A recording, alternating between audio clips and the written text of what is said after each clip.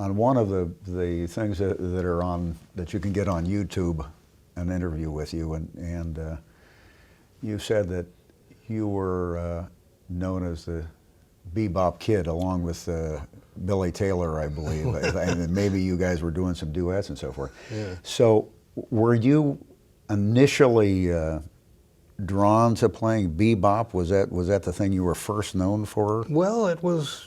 In a I was sense? trying to be contemporary, and that was the way to go. Okay. So that's why. This is after World War II. Yeah. Yeah. At that time. Yeah. It was. I was in the Navy when we all discovered Charlie Parker and Dizzy and those records. They were still on 78, by the way. Of course, I was much influenced by Teddy and Art Tatum and people like that. Bebop was something else, and I felt that I was fitting in very well with what was going on at that time. I did know Billy Taylor from having worked in Wells Music Bar in Harlem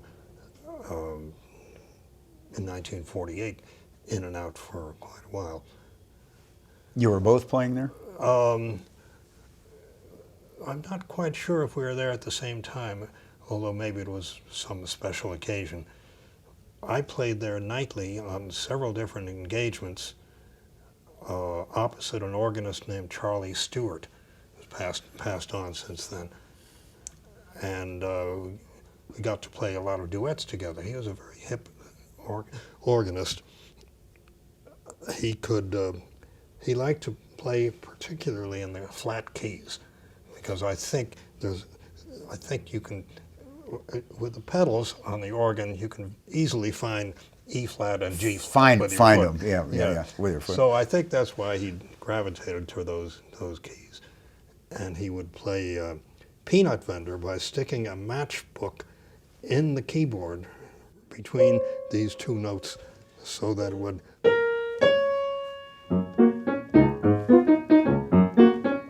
And this is going on. Oh, yeah. The way I can't do it on the piano. Yeah, dissonant. And we'd have a great time with that. But that was right after I got out of college and began playing those gigs. Or did you know Bud Powell and the people Well, who were doing all that? I did kind of know Bud Powell, because I subbed for him one time when he didn't make it to a set with Charlie Parker at Birdland.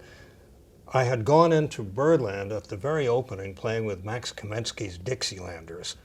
That was the title of the band. Yeah. The band included Sol Yeaget and Mun Ware, the trombonist, George Wetling, and Irv Lang, the bass player. We were on a bill that included Lenny Tristano, who was all the way to the other extreme, and Lee Konitz and Warren Marsh, and a man that was billed as, what did they call him?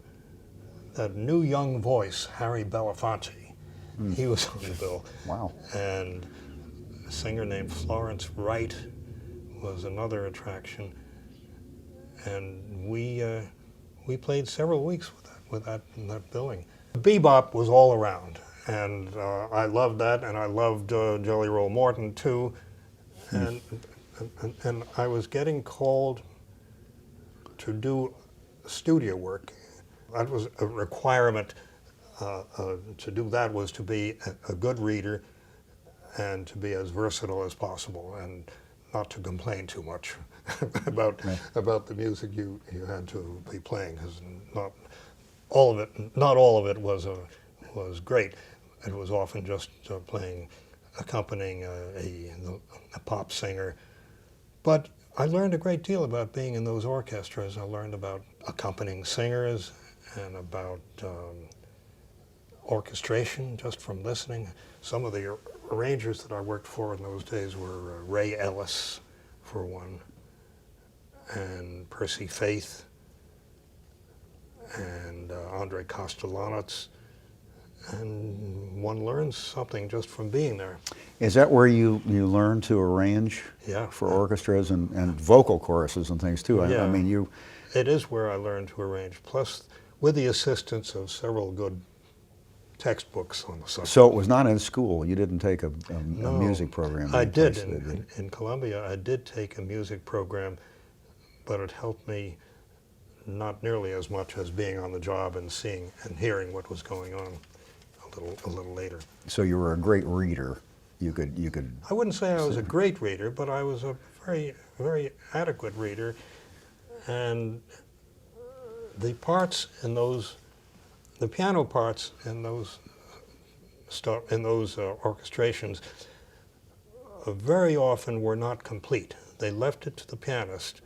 Even in big things like Percy Faith, leave it to the piano possibly to decorate if he didn't get in the way and if there seemed to be something lacking. Well, perhaps less with Percy Faith than with Ray Ellis and Ray Conniff. There's a way to doodle around in an orchestration and make it sound a little bit like something more is happening. You have to be the quintessential studio man, and we've talked about this before, but I keep running into these records that you're on, and I mean, you recorded with the Coasters, right? You were doing rock and roll things, among other things. Well, one of my, we used to call them accounts. One of my accounts was with Atlantic Records.